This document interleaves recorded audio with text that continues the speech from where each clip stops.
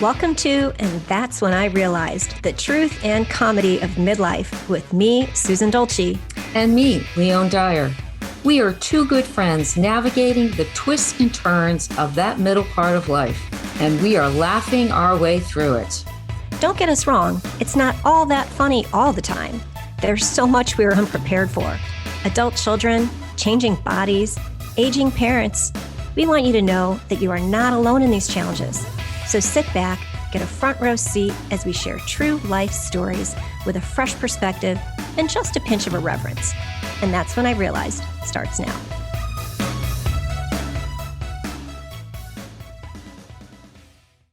Hello, welcome to And That's When I Realized. I'm Leone Dyer. And I'm Susan Dolci. And this is a show where we're tackling the truth and comedy of midlife. So Susan and I are best friends, and we get together almost every Friday afternoon through Zoom. I don't know, it's been a really long time. So we're missing a lot. There's a lot happening. But we share our week. We might have to share a month now. And the joys, the challenges, the laughs, and we discuss all those things that friends share. So I don't know about you, but we thought by the time we hit our mid-50s, we would kind of have it figured out. But as it turns out, there's a whole lot we didn't expect. And today's show is one of those aha moments. We're talking about healing intergenerational and inherited family trauma. So, Susan, this is a big one. I'm going to start by saying this was a special request of Leone's. Yeah. Because our guest today, Candy Warman, I had on my 3 Things I've Learned podcast talking about the same topic, but Leone was kind of upset with me because when we started to get to the point where she was like, I was asking the questions that she wanted to have answers to, it was the end of the show and we didn't really get into the deep dive of what she wanted to talk about. Yeah. So this is Candy Warman part 2 on our podcast. So Leone has all the time to ask the questions that she wants. So that's right. Let me tell you a little bit about Candy. She is one of our good friends. She's also a colleague of ours, and she is a board certified Jewish and interreligious, slow down, Susan, interreligious chaplain, spiritual counselor, transformational healing coach, and a writer. And we can't wait for your book to come out. We'll have you on again. Candy guides individuals and families through death, dying, grief, loss, and trauma, and assists them into greater connection, healing, and spiritual transformation. Candy has served as a hospice, hospital, and prison chaplain with death, dying, grief, loss, and trauma, which is our topic today, as her specialties. She holds a bachelor's degree in communications and 2 master's degree, a master's in spiritual psychology and in Jewish theology. She now has a private practice in chaplaincy, counseling, and coaching called Sacred Work with Candy. And she creates a divine, sacred experience that allows individuals and families to share their heart, soul, sorrow, and joy, facilitating meaningful end-of-life conversations and assisting them in the spiritual transformation of life and death, which is a really big deal. Thank you, Candy. We're so glad you said you would come back on. Thank you for having me. So nice to be here. So today we're talking about, like I said, it's part 2 of this topic because, I mean, this is a huge topic. I mean, this has so many layers. This is like the biggest onion in the world. Because it goes back generations that and it's things that happen to our ancestors that we might not even have any idea about. Traumas that happened because the thing about trauma, and I know we'll probably get into this, I know we have to get into this, is that this is the stuff people don't talk about in their families. Mm-hmm. This is the stuff they avoid. So let's just to have a recap. But I don't think they're aware of it. And that's the kind of, we're aware of the tangible things, but we're not aware of the emotional tolls that people carry from generation to generation. And that's why this is just so important to hear and understand. That's So can you just accurate. start with give us a definition for people who are listening for the first time, that this is the first time they've heard about intergenerational trauma or inherited family trauma. So what is it? Well, I think we first have to go, what is trauma?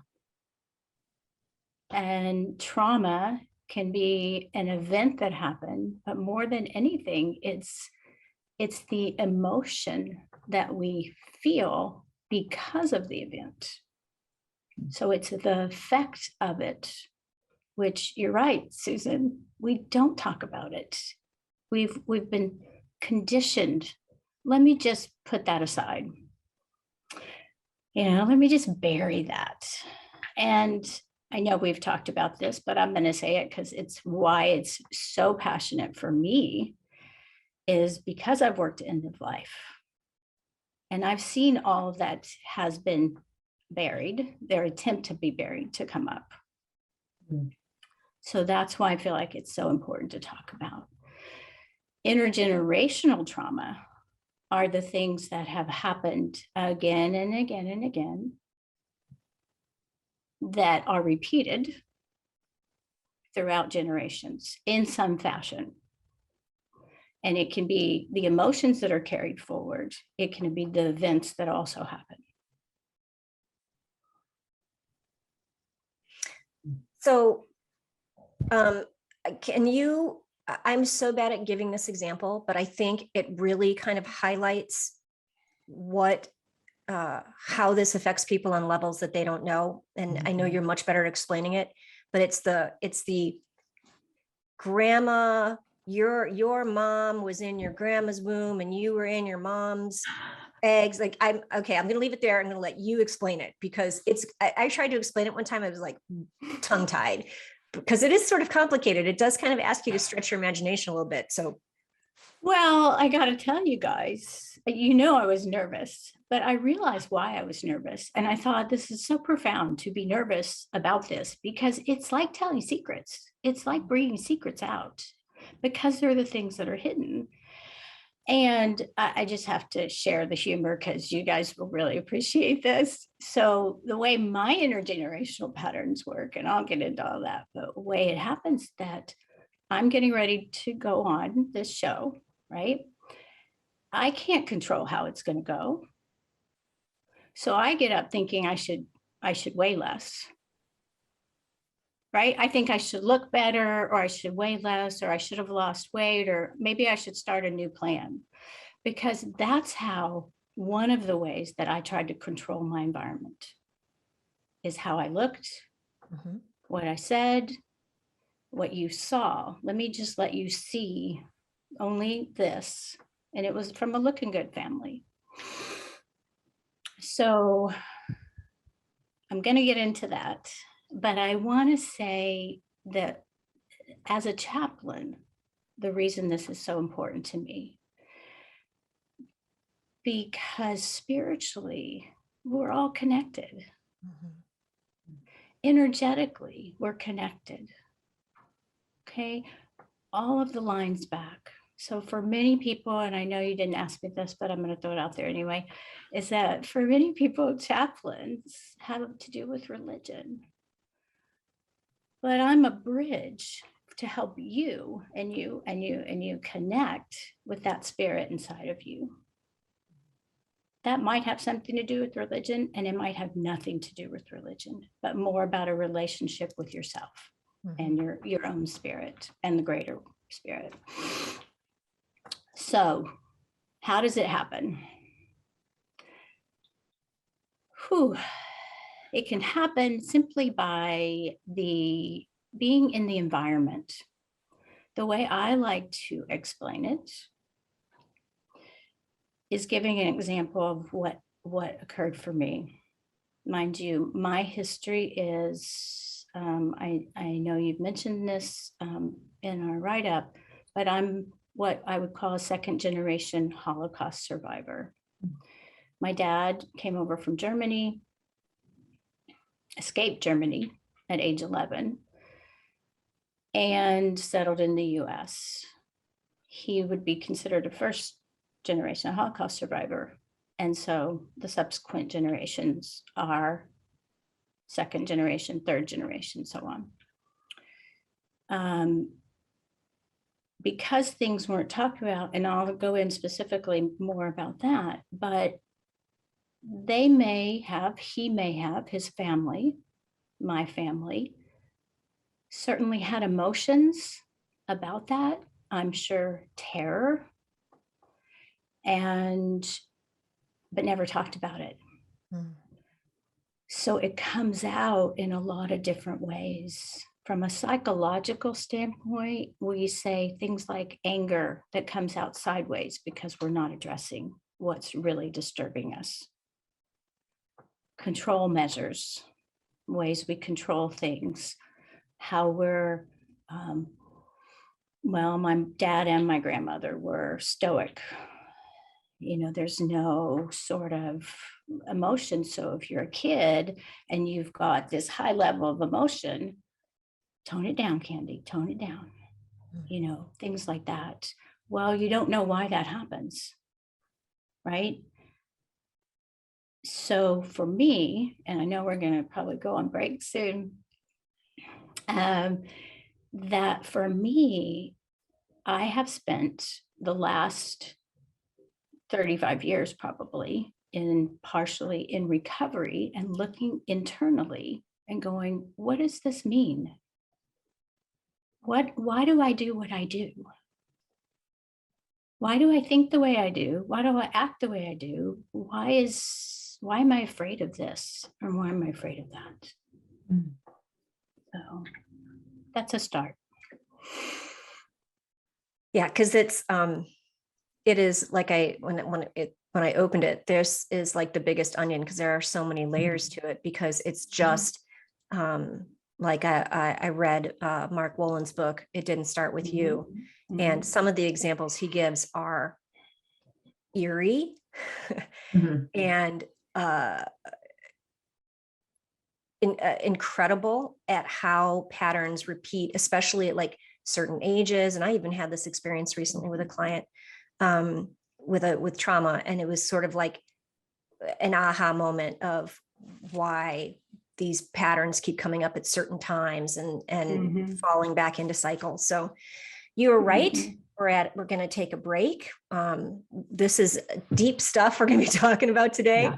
It's not our usual friendly girlfriend banter, but it's really important. And especially one of the main reasons that, you know, we wanted to have Candy on is because she has this experience that and we will get there, I'm sure, but if you don't deal with it now, it's going to come up at the end of your life. Trauma needs to be resolved, or it just continues to go on. So you are listening to, and that's when I realized, we're here with Candy Werman. We're talking about inherited family trauma and intergenerational trauma, and we'll be right back.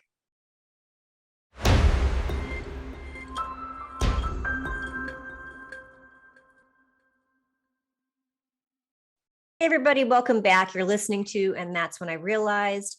I'm Susan Dolci. I'm here with my co-host, Leone Dyer, and we are interviewing. This is our first interview show that we're doing, and it's fun. We haven't done this before. And we're interviewing our friend and colleague, Candy Werman. She is an interreligious chaplain. She is a specialist on grief and trauma. And today we're talking about intergenerational trauma and inherited family trauma. And before the break, we were talking about, you know, how we've seen this. I personally have seen this in clients before. And if I wasn't aware of the fact that this is a thing, I don't know if I could have directed my client, you know, in that, taken her in that direction to say, hey, let's talk about, you know, that when that happened with your father, like how old was he at the time and stuff like that, so that we had, you know, a starting point. Yeah. One of the things when we were talking, you tapped into Candy before we went on break, is that you are a second generational Holocaust survivor, which is a very easy, you can see that. I mean, you can understand how that would affect generations down, or how it, you know, it affects people who weren't even part of the Holocaust.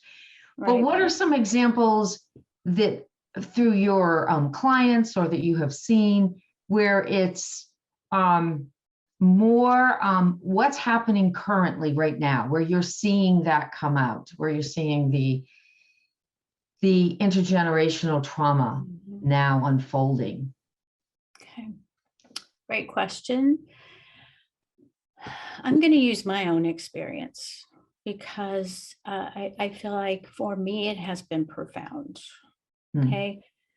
My dad never talked about coming from Germany, didn't talk about what he went through.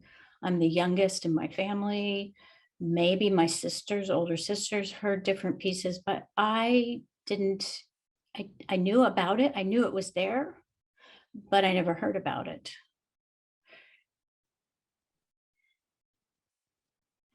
My dad had some behaviors that they were controlling. There that when I could later wrap my head around it, I could only imagine the fear that he might have had.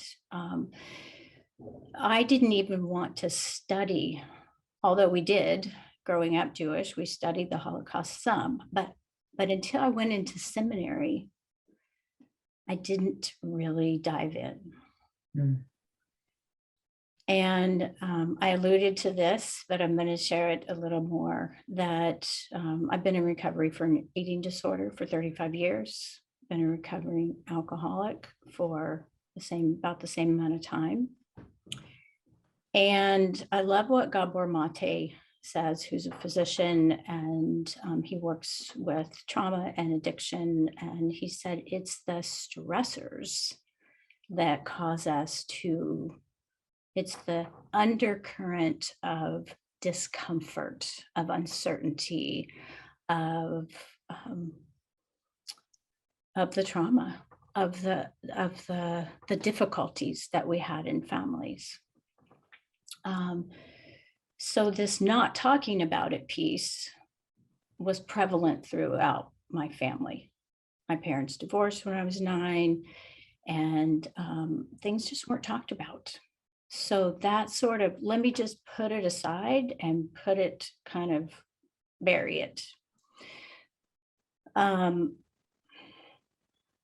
When I look at the history, and that my dad had to leave at 11, and my grandfather went out of the country. So secretly, they decided he would go out of the country and on a business trip and not come back, and just try to get them out of the country. And bit by bit, my grandmother had to pay certain things. They could, and they paid it to allow them to go forward. Years later, hearing stories, well, I'm going to back up. A while back, I was at a job, and a lot of things were happening at that job. And I had this meditation, and I felt like I was being shot at. And then the flash came to me of, like, my dad maybe dodging behind buildings and being shot at. Now, nothing in my history tells me that happened. Okay, there's something else I became aware of. And nobody can tell me that happened, but I can only imagine that when there are multiple things that you're being accused of, that it's very likely that would feel like that. So there's a connection there for me.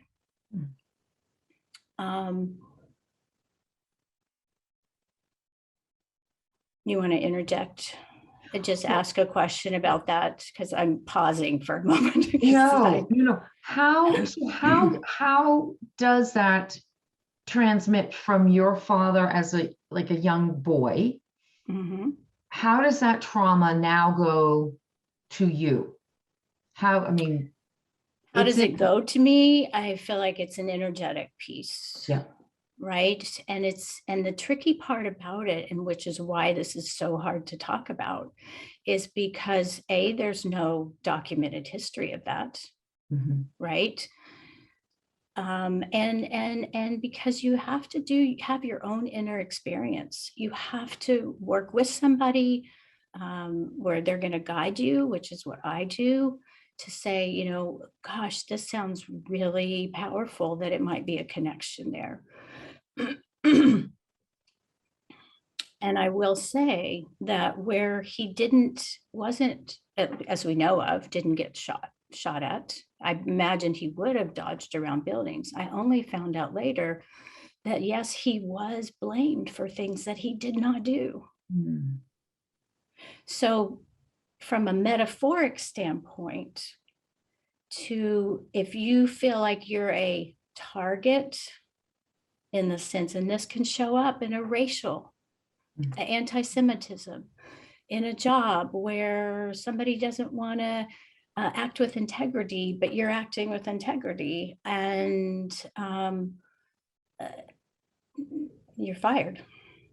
Because, and you know, different things, which I found out later, different things like this happened in my family. With my dad, you know, when we grew up in the South, and he needed to make a Black entrance and a white entrance was the request from the board. And he got around it because he chose to do something more humane. But he was ultimately let go. You know, and the thing that fascinates me about all of this is now we have the science of epigenetics to confirm all of this, and that it is real, and it's not just, well, you know, maybe this happened because my dad experienced, you know what I mean? We know on a cellular level, thanks to Bruce Lipton, that this is real. And very much. And so now we can address it if we can bring these hidden, you know, these hidden traumas, these skeletons in the closet to light, we can start to heal. And it's not just, you know, in our minds. It's a real thing. Absolutely. It is a real thing. And I want to say that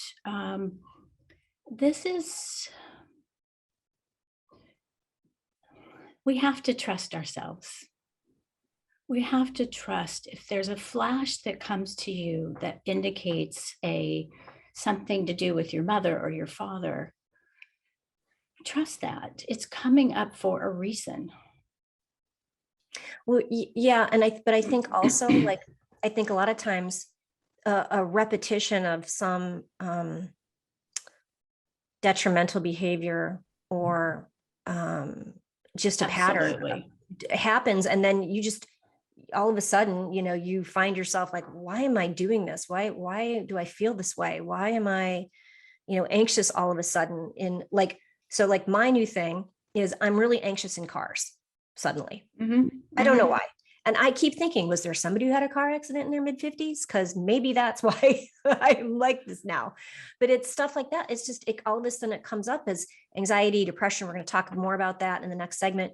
And we kind of just think that's it. Now we need to treat it without understanding, you know, the root cause of it. I'm going to say one more thing, because this has me kind of on my soapbox. Mark Wolin, who wrote that book, It Didn't Start With You. His story was that he was losing his eyesight. Right. And then he started to explore what was going on and traumas. And then all of a sudden, and it was according to him, an incurable issue with his eyes. And as he explored it and dealt with the trauma, and all of a sudden he got his eyesight back. That's the stuff that blows my mind. Absolutely.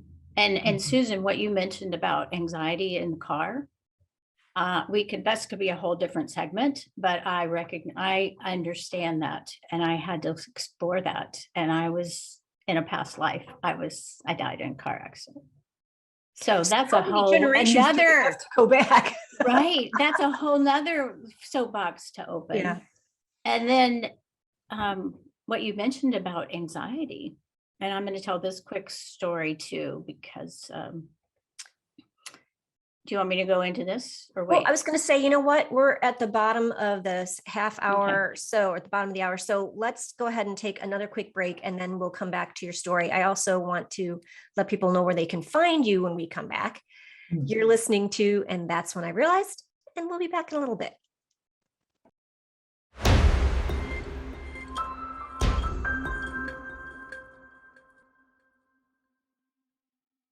Today, Leone and I are here with our friend and our colleague, Candy Worman. She is a chaplain. She is a grief specialist. She is a goddess. She's also a writer, and she has a book coming out. When? I'm almost finished, so Okay. it'll probably be within the next few months, Okay. about 3 months. My publisher says it takes, once I get everything into her, then around 3 months, maybe a little less. The title of the book is Moxie. I forget the subtitle, but if you want to download a free chapter, you can head over to Candy's website, which is sacredworkwithcandy.com. And there is a link to click on that, and you can read the first chapter. And it's very intriguing. It's going to be a great book. I can't wait for it. So you've got me on pins and needles. You've had me on pins and needles for a year, but I'm not trying to pressure you. It's a divine process, I'm telling you. Trust the divine timing, Susan. Okay. So that was the other title of my book, by the way. Trusting the divine timing. Wow.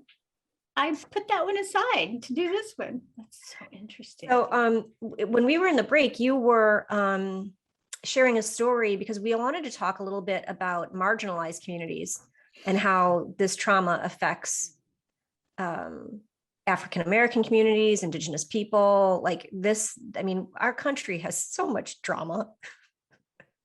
So true. Well, yeah. And I think it's bubbling up more because healing, I mean, I think it's bubbling up because people are ready to heal from it. People are ready to start the healing process. Absolutely. We have a phrase in spiritual psychology. Was my first master's, and that's a lot of the work that I do, that says when things are coming up, they're coming up to be healed. That's why they're so intense right now. Yeah. So during a break, you were telling us a story you were sharing. And so if you're comfortable sharing that now, I think it would be. Sure. Well, what we were talking about was how is this affecting people in society? And so much of this stuff, like marginalization, anti-Semitism, racism, all of that, in some respects was, well, it was out there.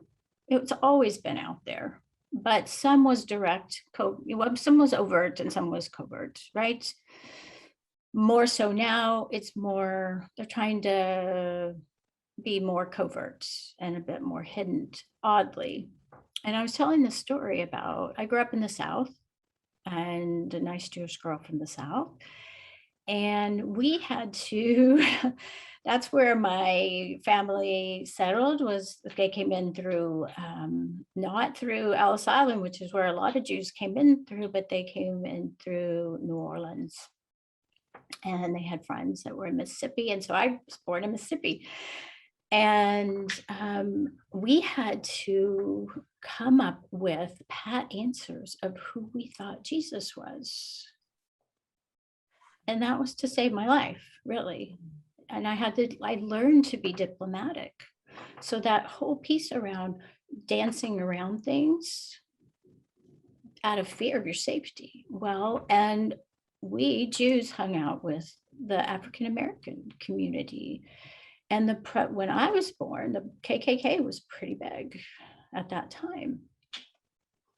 And what I was talking about was that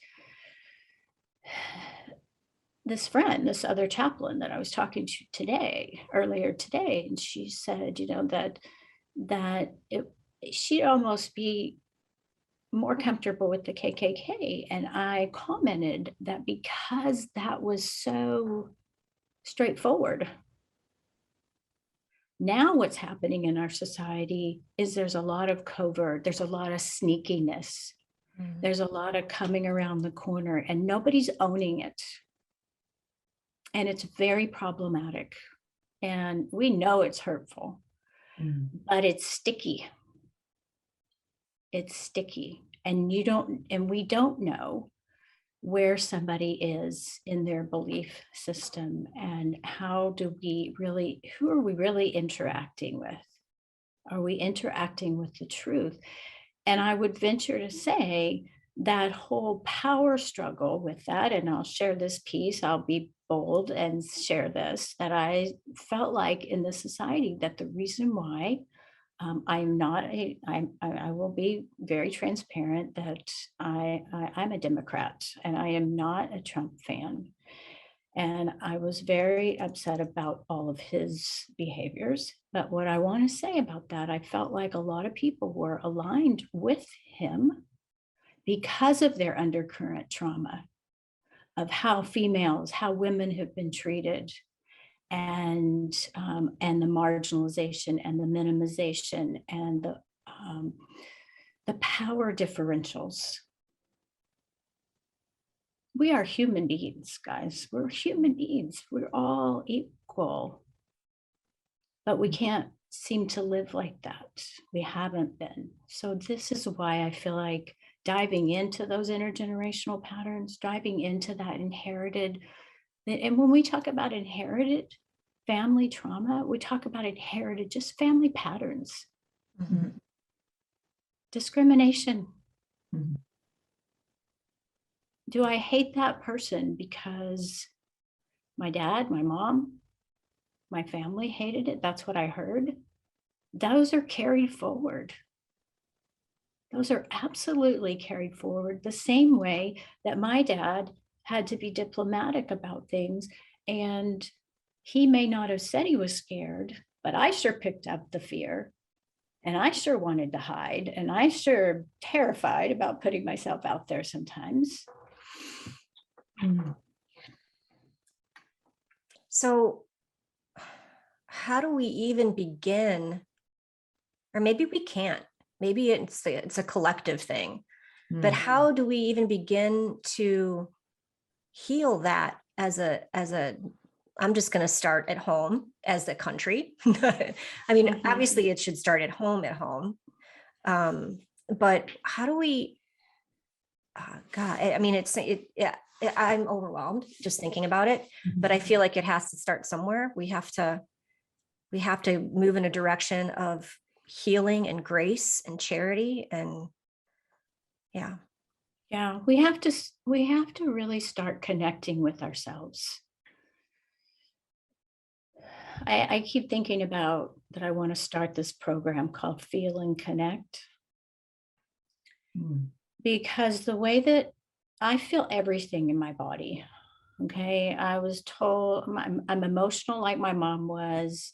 I've been told, Candy, you just need to get control of those feelings. And it's like, no, I really need to just feel them.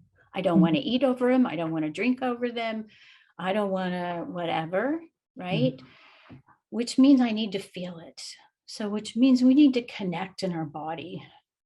Our body has a memory. So we need to start connecting, and it starts with us, not pointing the finger at somebody else. And I want to share I want to talk more about that, but I want to share another way to kind of illustrate this. And the reason this is really important, and I know it's throughout humankind, we're all afraid. We're afraid. We all get afraid. Fear is a normal emotion.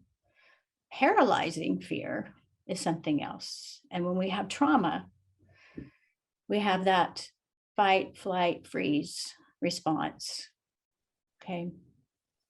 So we have to start looking at what happened in our life. My mom never talked about being afraid either. You know, she really was I'm woman, hear me roar, just kind of charged forward. My dad was charged forward. I adopted those patterns as well. So it's not all bad. I mean, it's not all disconcerting sort of patterns, but my mom never talked about her fear either. And I've always said I come from a looking good family. And I talk about this in the book, in my chapter, Healing Patterns for a Blessing. And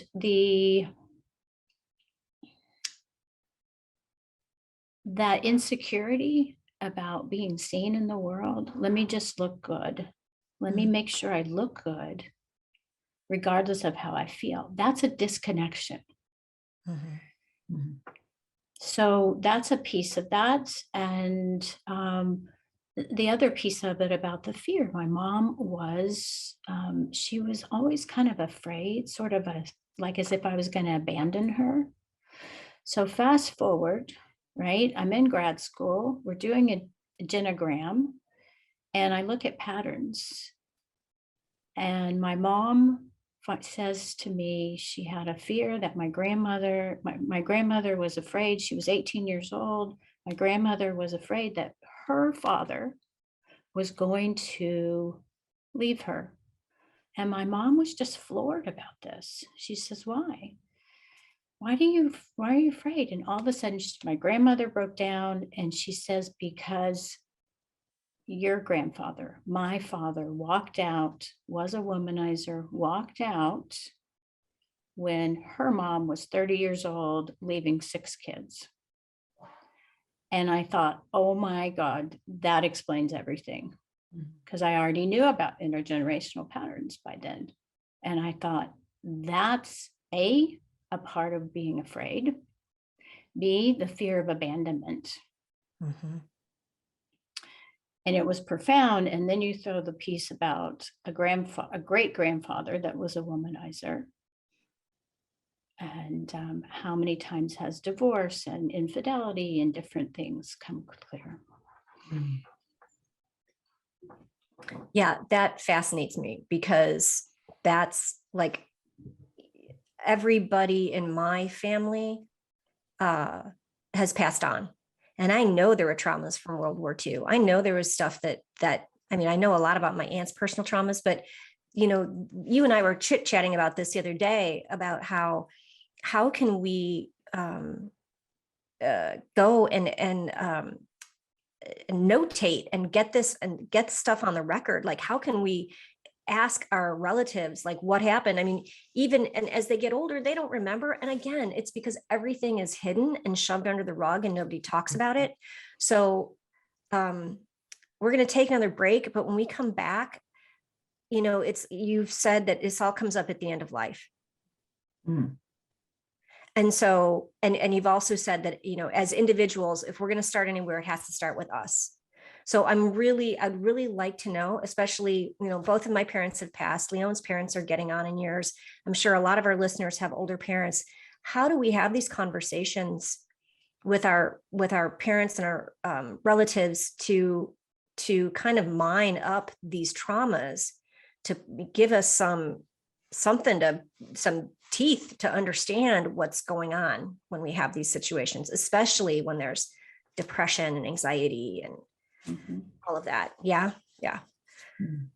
Oh, this is heavy stuff. Okay. Yeah. That's why we need to take a break. We're going to take a quick break. You're listening to, and that's when I realized, and we'll be right back.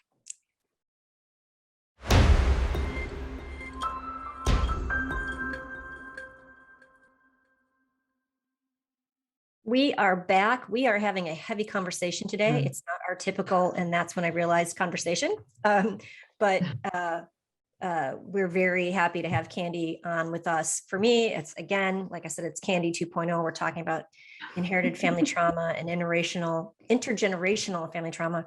And Candy, where can everybody find you again? What's your website? sacredworkwithcandy.com. Candy with an I. Candy with an I. I was going to say that, like Candy with an I. We did that last time. Yes. So we were talking about before the break how trauma will, you know, at some point in your work as a chaplain, that if you don't do the inner work, if you don't take the time to heal, at some point it needs to be resolved. come the end of your life, or that's been your experience. And it reminds me of this quote by Gabor Mate. And if anybody's familiar with him, he has a movie out that's called The Wisdom of Trauma. It is fantastic. Every once in a while, they'll have these speaker series. I forget the name of the organization that hosts those, but he had a quote that said, it's something to the effect of, it's not the trauma that does the damage as much as it is not being witnessed in your trauma, or not being witnessed in your feeling of what happened.